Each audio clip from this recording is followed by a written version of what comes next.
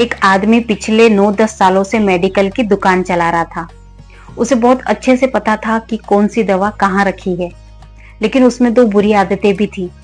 एक तो वो भगवान को बिल्कुल भी नहीं मानता था, दूसरा वो जब भी फ्री होता था ना तो ताश खेलता था।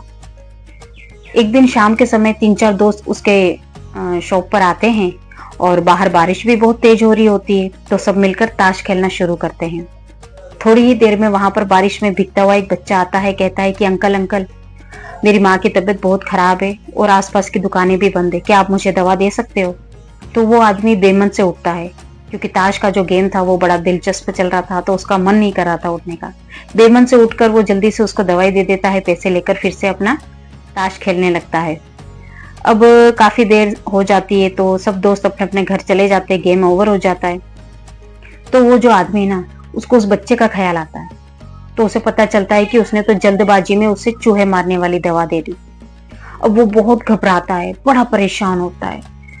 वो सोचता है कि मैंने क्या कर दिया, मुझसे ये क्या हो गया, इतना बड़ा पाप, अगर उसकी माँ को कुछ हो गया तो इस दुनिया में तो मुझसे बड़ा पापी कोई नहीं होगा। बड़ा परेशान होता है वो।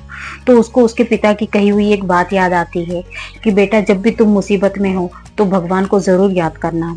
तो वो अपने मेडिकल पर रखे हुए जो भगवान श्री कृष्ण जी की मूर्ति थी उनके सामने जाता है, दोनों हाथ जोड़कर कहता है कि भगवान मुझे इस पाप से बचाइए। अब थोड़ी ही देर में वो बच्चा दौड़ते हुए वापस आता है और कहता है कि अंकल अंकल, बारिश की वजह से कीचड़ में मैं फिसल गया और मेरी जो दवा है वो गिर गई, शीशी टूट गई। अब मुझे दूसरी दवा दे दो, मेरे पास पैसे भी नहीं है, मेरी माँ की तबीयत बहुत खराब है।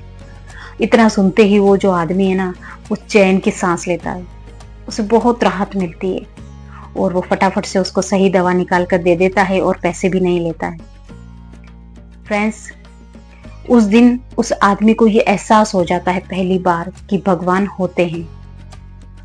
जब भी हम उन्हें सच्चे मन से पुकारते हैं ना, तो वो हमारी मदद जरूर करते हैं।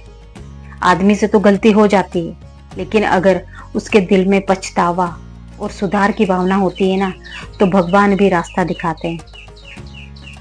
फ्रेंड्स, कहानी अच्छी लगी हो तो वीडियो को लाइक, शेयर और चैनल को सब्सक्राइब कीजिए। हर हर महादेव।